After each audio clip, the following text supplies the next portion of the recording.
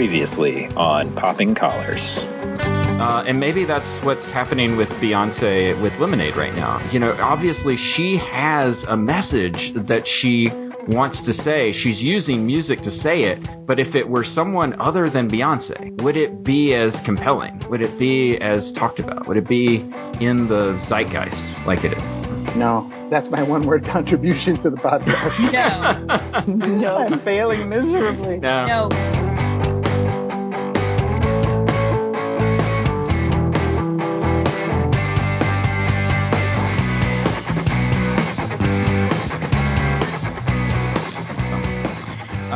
Welcome to Popping Collars, the podcast that lives at the intersection between religion and pop culture. I'm your host. My name is Greg Knight. I am in Palm Beach, Florida.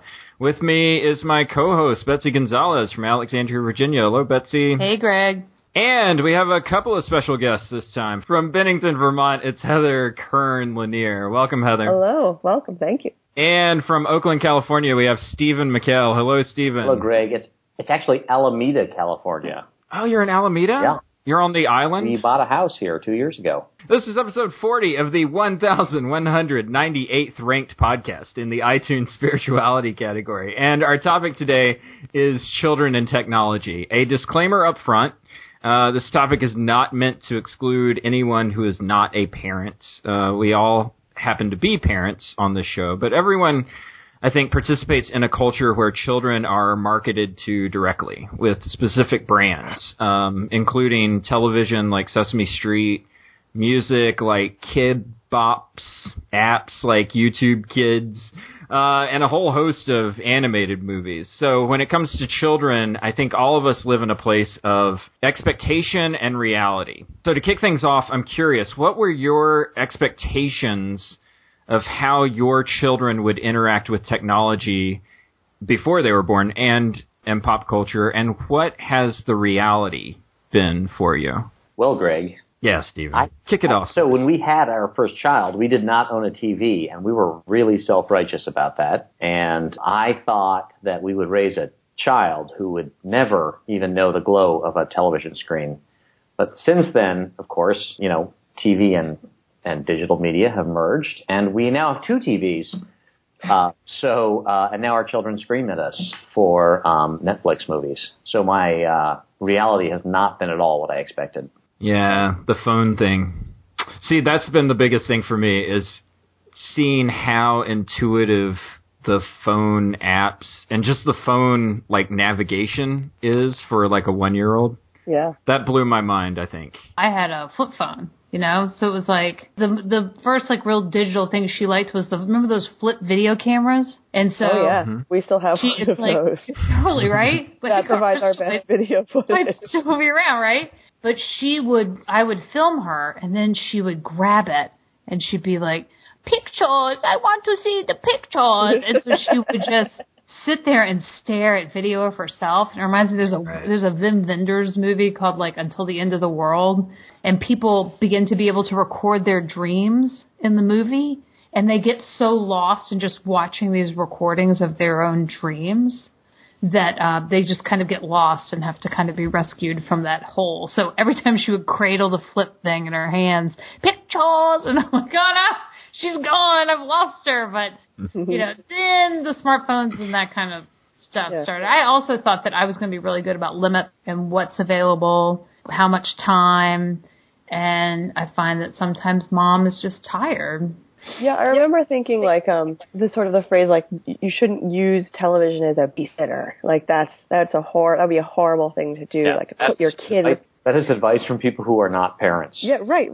So you know, like don't put. So I had this vision prior to having kids that like people were plopping their children in front of TVs and like walking away, and TV was babysitter. We don't actually own a TV in our house now, but it doesn't matter because we have 1,000 screens upon which the kids can watch whatever. So that was my thought. Like, you know, of course, I wouldn't use TV as a babysitter, and it affects their brain poorly because the images are coming so fast at them, and so it'll change their attention span. And then But what happened was that she just sort of changed all my expectations of parenting because she has this chromosomal deletion, because she has multiple disabilities.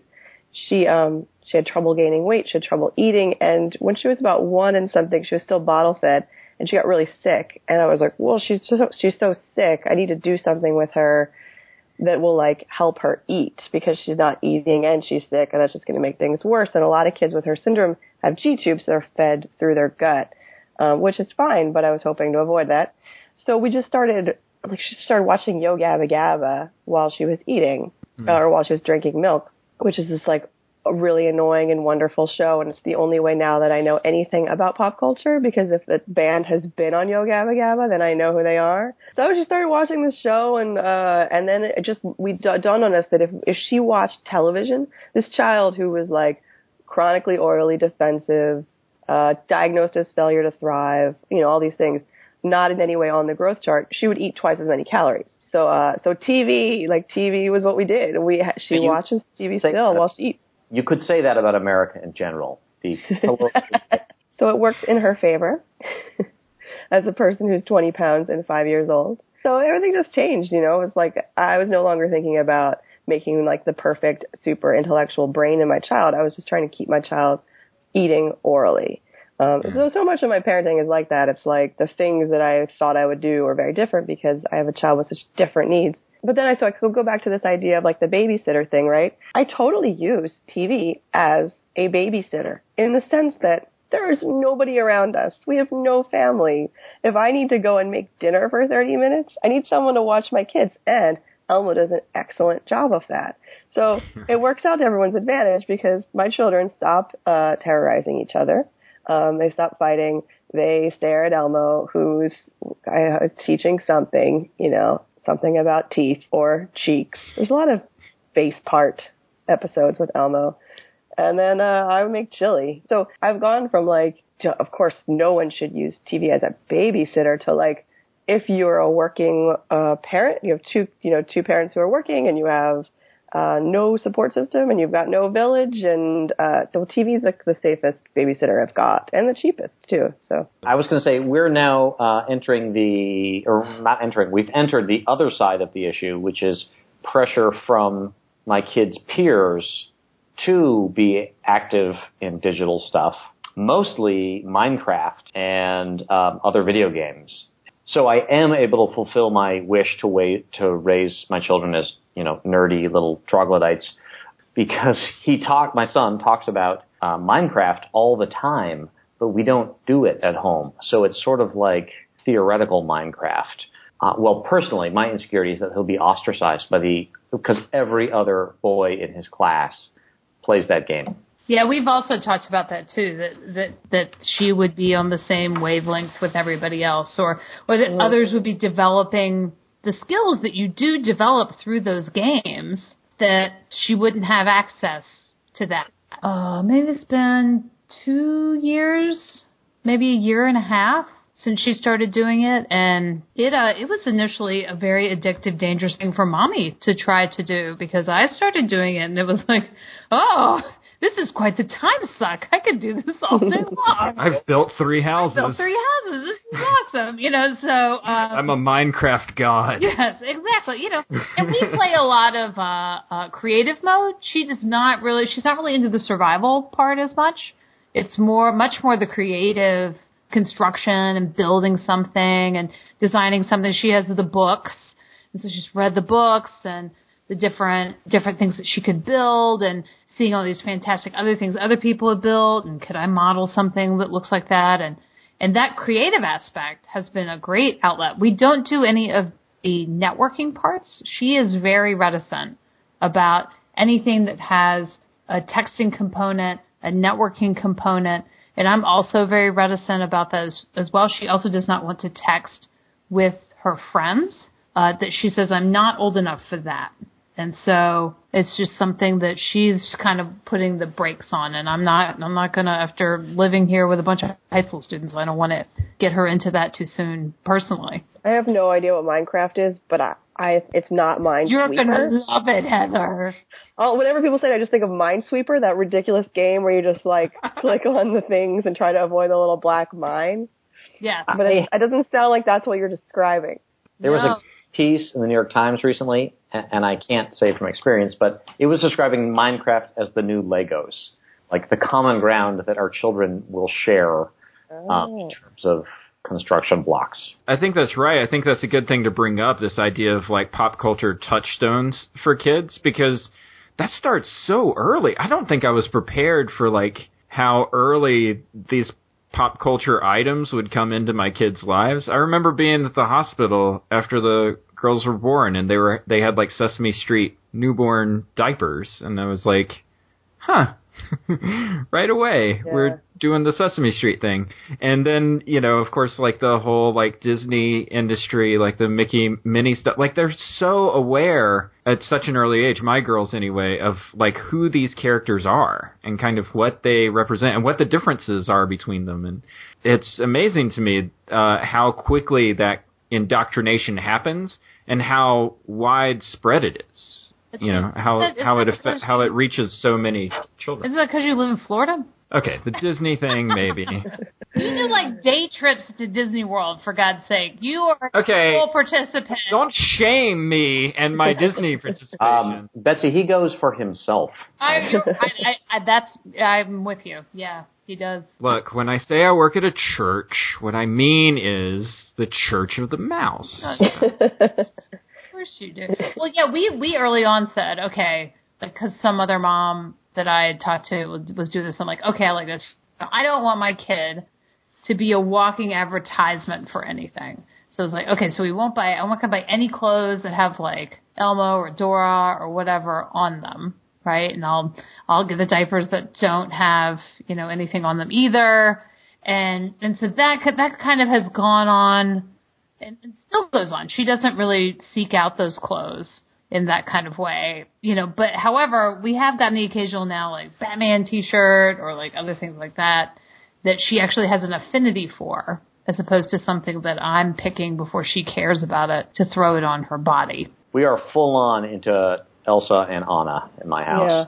Yeah. I feel like I sort of opened the jar of snakes and the heads of Anna and Elsa were on them, and they just have spread all over. Like, there's just a jar of Anna and Elsa snakes all over my house. And I did it, like, I knew what I was doing. I was like, okay, Frozen, you can come in. You can come in now, and now it's everywhere. That's so perfect, because that's what we talk about on our show a lot, is this idea of you like what you like, and there's so much pop culture out there that you can find what it is that speaks to you, what it is that you're going to make meaning out of, what it is that you're going to tap into. And to think that that kind of starts so early for children is kind of amazing to think about. I think there's something about the immediacy of basically they have access to whatever it is they want to watch, whatever it is that they're tapped into at any time. Like, there's no waiting for it. It's immediately available. Yeah. And I think that is something that I'm a little nervous about, I think, is this idea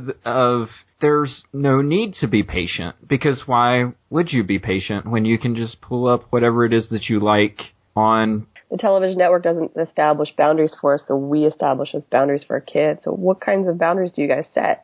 None. It's the Wild West in my house.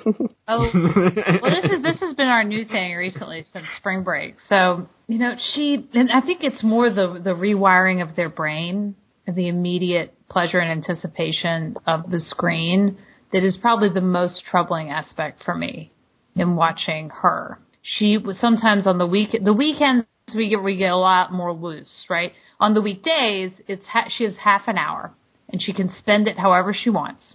She can play Heyday. She can play Minecraft. She has now is at the beginning discovery phase of YouTube, or at least kids YouTube. So she's watching kind of funny My Little Pony videos that somebody else put together, or things like that. And so she can do half an hour with whatever she would like to do. But then on the weekends, sometimes she'll watch it a little longer because mom and dad, frankly, we would like to sleep in a little bit. So she watches it, and I watch when she comes off of it, how grumpy she is and how she's just pissed off. And she does this laying about going, there's nothing to do. She like goes boneless all, I have nothing to do. And I'm like, we have a house full of things to do. And granted, she is also an only child. This element of there isn't somebody to go run off and play with. But the coming down off of it. Is it just in the morning? Like if she watch it in the morning and waits till like noon or something? Is she different? Maybe, but then she's hassling me and she's making me get up. So and that means, and it's no. For me, when I check my email or Facebook first thing in the morning, I'm like kind of addicted to it the rest of the day. Like I think I get a little shot of dopamine or something, and then all day I'm like, want more? Well, what else is there? Let's check my email again. There's nothing there, but. So I just wondered if she had the same response, like you get a little TV in the beginning and then the rest of the day you're just like, What about you, Stephen? Do you have rules for your kids? No, we're pretty making it up as we go along. If homework is going badly, and I'm still not comfortable with the idea of homework in kindergarten and first grade, one of them will ask, can they play Prodigy or can they watch a movie? And so occasionally we will give in and say, fine, do your homework. And you can do it. Although we do have Friday night is family movie night, in which I pick the movie to enlighten my children about my own childhood. So lately we've had Ghostbusters, E.T., Goonies, things of that sort that won't drive me crazy. Yeah, we make it up as we go along. Somehow, like the morning, there's just this tablet on the table where they can sort of suddenly say like, I want Elmo or I want whatever it is. But now we're kind of random about like who gets to decide what to watch or whether they get to watch something. Sometimes they don't even ask for it. But a lot of mornings they're watching something. We don't really have rules, and it's totally random. And they haven't figured out like that probably there's one child who gets the vote more often than the other, but no one keeps track. But now I'm starting to kind of do, because I've been home with them a lot, feel like 4 o'clock TV time because everyone's really tired at like 3 or 4. Like, I want a nap. They're kind of grumpy. So I'm like, let's watch a little bit of a movie. When I was working at a school with younger children and we started to introduce the iPads in kindergarten and then, trying to kind of figure out what technology we wanted where, the discussion with students about the iPad is not a toy. It's a tool. It's an educational tool. Mm-hmm. And now being at a school where some teachers have integrated using the kids' cell phones into things that they're doing in class or a poll that they're going to take in class or just the transformation that technology can actually make to education, that if you see it as not just a replacement of no paper but a phone, is there a way that you can actually go further than that and really allow the technology to transform how you're teaching and how the students are learning and giving them another avenue? I find myself working with children and youth as the director of Children and Youth Ministries is seeing technology as a tool for education, but also as a way of staying relevant. So we have this library in our church. So the church is like 1920s or something when the building was built. So we're coming up on like 100 years. The library is useless. It's just this room full of books and like microfiche and like spools of like, and we can't keep the youth off film. The microfiche. They won't stop. I have cassette tapes, but like no player, it's just sort of stuff like this. And it's like there are resources in this room that basically no one will ever use. It's it's a room devoted to education that doesn't serve the purpose. And so you sort of feel this pressure of, well, then if nothing in this room serves a purpose, unless, like maybe you'll pull a prayer book down to look up something, then why can't this just be a resource room? Why can't we have tablets? Why can't we have computers? And you sort of start to justify, like, we need to bring in technology in order for our education to be relevant, in order for it to look like something that the next generation is going to identify as education. And for me anyway, that feels like that involves technology. Greg, like digital technology. Getting dangerously close to a metaphor for the church. So, you mean our institutions are like outdated libraries with microfiche? At times, yes, indeed. We have a long tradition that we like to keep on the shelves. I like my microfiche. Stephen, have you all talked about how integrating tech and things like that at your parish and worship or those sorts of things? Is that conversation happening at a parish level for you? Slowly it is. And although, we're 25 years behind the edge of culture now. We just redid our website, so it's no longer an archive for every piece of information that every member of the church wants to post. It's now a resource for newcomers and for folks who need access to the schedule. It's clearly targeted at those markets. I have just begun preaching, about 6 months, preaching off an iPad only, so I can record myself a whole lot easier then. I will say... I did preach a sermon not too long ago about, so Microsoft's operating systems have to be reverse compatible for 30 years. And we used to call it the long tail of reverse compatibility. And the church is like that. We have this tradition that we look back to constantly, which sometimes prevents us from innovating forward. You're trying to convey, a message that's timeless, and yet you're trying to stay culturally relevant, and it feels like there's kind of a bit of a struggle going on there. So, you don't want to be chasing the latest fad. Absolutely. You don't want to be doing that, but at the same time, you don't want to be sort of lost in the times. And when we were saying things like, I just kind of make up this digital parenting, as I go along, I feel like that's kind of where our churches are too. We're just kind of making up technology use as we go along and trying to figure out what's the thing that's going to be pertinent and what are the things that we're going to look back 5 years from now and think to ourselves, why in the world did we get one of those? It's just so hard because it feels like it moves really fast. Where's my common sense media? That saves my parenting butt all the time with their reviews of things. And so I can go on their website and get pretty good reviews, reviews not only from them as professionals, but also from other parents, and the age rating that kids would give a game versus the age rating that adults would give a game. It's all very interesting. But in ways that it's I'm okay, well, you can have this Marvel Conquest of Champions if we turn off the networking function. You can't chat with anybody. She's like, that's great. I don't want to. I said, perfect, fine.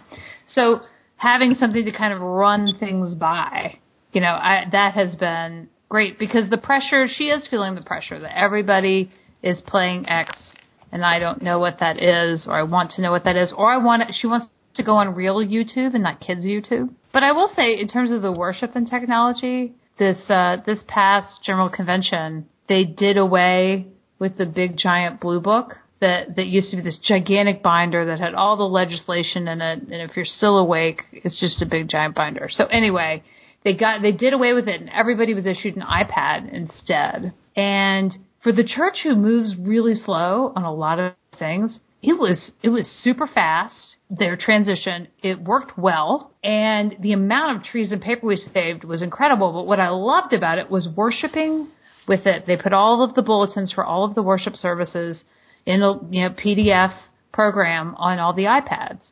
So you could use your issued one. You could also download it onto your phone or another device. And people who had vision issues could make it bigger, and all the music was there. And then you could have that app and take those resources home with you if you wanted to use them in your own parish. But I think even a lot of the older folks were a little nervous about this. It was great. It was really great. Do you guys take your kids to worship services? Yeah. Do they participate in the worship service? Yeah. Are they generally engaged, or do they have things to distract them? She will bring... She's lately been in Calvin and Hobbes and Foxtrot comics. And so she'll bring that with her because I sit in the pew typically on a Sunday morning because I work during the week. And so, but never electronics. She could never take my phone. I don't do that. I always distracted with food when she was little. That was what I always went with. Food and silent toys. Our associate priest has been reading studies about, manipulatives and how you focus when you have a manipulative, and often what we're using is the phone as a manipulative. And so she's been testing kind of silent, quiet manipulatives. This isn't just for the kids, it's also for the adults too. Those of you who are thinking about reaching into your purse to get your phone, just because there's a moment of pause. I've come back from communion and I'll see if someone texted me. Another person looked at me. Right. look at my phone. So I'm fascinated by what that summer's going to look like. That'll be interesting. The cigarettes in the coffee pot may disappear, but I will not. I'll keep my distance, though. There's nowhere else to go. What do? I think of you, or whatever you are open to, and I can't stand to think about the person I'm without. There's something else that I don't want to say unless you want me to. So if you begged in bed and screamed, this is what I'd say to you. I don't want your technology. These computer screens look funny to me. They tilt to the side and they turn upside down, and I'm breathing from under the ground. Section also. So Stephen, where are you? What are you doing right now? And how can people find you on the interwebs? Okay, I am in my office, in my house. Okay, we don't need to get that specific, but you're not in Oakland. We know that. I'm in Alameda, California, at Christ Episcopal Church on the corner of Santa Clara and Grand. I send tweets once every month, and occasionally I update my Instagram. And where can we find you on the Instagram and the Twitter? At McHale, MCHALESD, at those places. Where else can you find me? I write a kick-ass Christmas letter, but I didn't do it this year because I was busy. You do write a kick-ass Christmas letter. Get to know Stephen so that you can get the Christmas letter. It's a really great Christmas letter. Yeah. Betsy, where are you? What are you doing? How can people get in touch with you? I'm a chaplain at the Episcopal High School here in Alexandria, Virginia. And we're almost done with the school year. It's so exciting. Which means I actually reemerge into social media in a different way. You know, I tweet at Betsy_Gons, but super excited. The Olympics are coming, friends. And it's another ripe territory for tweeting. I'm going to be in a more remote location during this time, which worries me. And I know all the people who read my tweets, it worries them too. So we'll see. We'll see what's going to happen. But yeah, summer's coming, so maybe I'll be on social media a little more than I am during the school year. Heather, where are you? What are you doing? And how can people find you on the World Wide Web? I am in Bennington, Vermont. I teach creative writing and other kinds of writing at Southern Vermont College, a tiny college here in Bennington. And then I blog about parenting and disability at starinhereye.wordpress. Wonderful blog. Thanks. Let me just say, a wonderful blog. Holy crap. Such a good blog. So we wrap up our show, just a really quick segment, small segment, with what we call the 5-minute coffee hour. So picture, if you will, you've just finished preaching this wonderful sermon or listening to a wonderful sermon. Your kids were a dream during the whole service. They absolutely participated and listened faithfully. Everyone is totally impressed with what's going on in your lives. So you show up in your fellowship hall or whatever with your little cup of Maxwell House. What are you going to be talking with the people about? What are some things that have come up for you over the last week that you are going to be referencing over a bagel and a hot cup of coffee? Anything? I'll be talking about The Bachelorette, which airs tonight, and I can't watch it tonight because we don't have TV, but I'll be watching it tomorrow on Hulu. Nice. JoJo, friends. Bachelorette. No spoilers. Don't spoil it. Don't go on Twitter and spoil anything for me, please. Now, have you kept up with The Bachelorette the whole time that it's been on? I think I missed a few seasons. I didn't watch the second one, which was a really successful one. It was Trista and Ryan. I missed a couple, but yeah, I've been watching them pretty faithfully since Deanna, which is however many years ago. I gotta tell you, Bachelor is a blind spot for me, but it makes me excited when I meet a Bachelor fan. I don't know why. It creates a whole, subsection of celebrities that I don't know who they are. Oh, yeah. And it makes me feel old. And it also then it feeds into other things because it's ABC, and then I don't watch Dancing with the Stars either. So I find that having those two shows be a blind spot, it means I look at people.com sometimes, and they mention people only by their first names, and I don't know who the hell it is. I just saw the pilot episode of Preacher. Oh, yeah. I haven't watched it. What'd you think?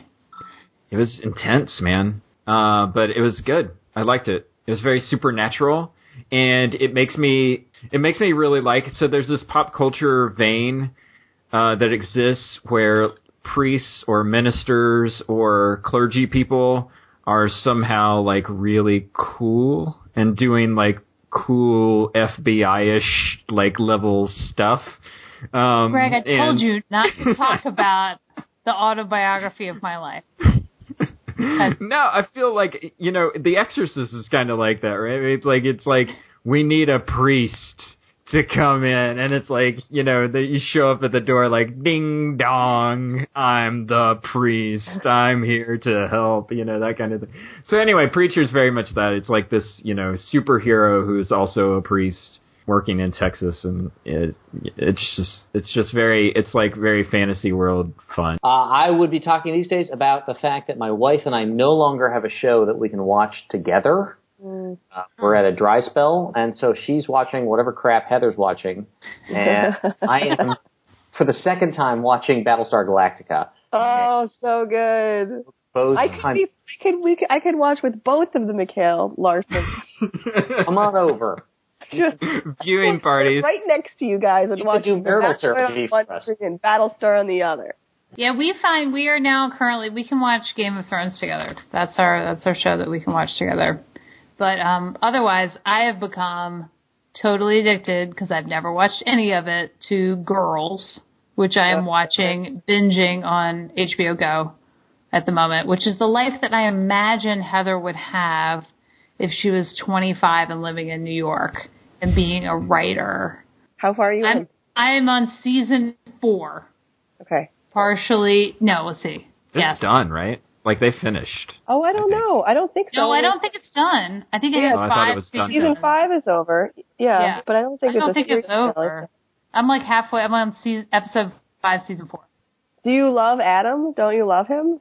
I do, and I'm watching it now, being like, "Ooh, it's Kylo Ren!" Like, yeah, right.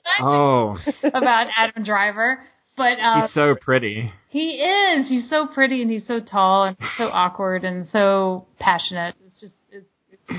I met Kylo Ren at Disney World. Did you? Did you? Yeah. My brother, we met Kylo Ren. We joined the whatever the Empire is now. I can't remember. Whatever. What? He convinced us. He made good arguments, and not the least of which is that underneath that mask, he's really pretty, and I just want to be a part of whatever he's doing. Pretty and brooding. All right. Very good, guys. Yay! You can find Poppin' Collars on Twitter, where we will tweet occasionally at Poppin' Collars. You can find us on Facebook, facebook.com/PoppinCollars, where you can like our page. You can also find each and every one of our shows on our website, poppincollarspodcast.com. You can also find us on any of your favorite podcasting apps, Stitcher, iTunes, SoundCloud. All we ask is that if you do subscribe to our show, please give us a rating and a review, and we'll crack the top 1,000. Now that we've had Steven on the show, we're bound to crack the top 1,000. He's got a huge following, a huge Christmas letter following. They're all adopted dogs. So we've got to make it now. And also, you can find us on EpiscopalCafe.com, who features our show each and every time. We love EpiscopalCafe.com. We know you will as well. Check them out for all your Episcopal news and beyond. With that is Poppin' Collars for this time. Thank you, Heather. Thank you, Betsy. Thank you, Steven, for coming on the show. We'll see you next time. Keep those collars popped.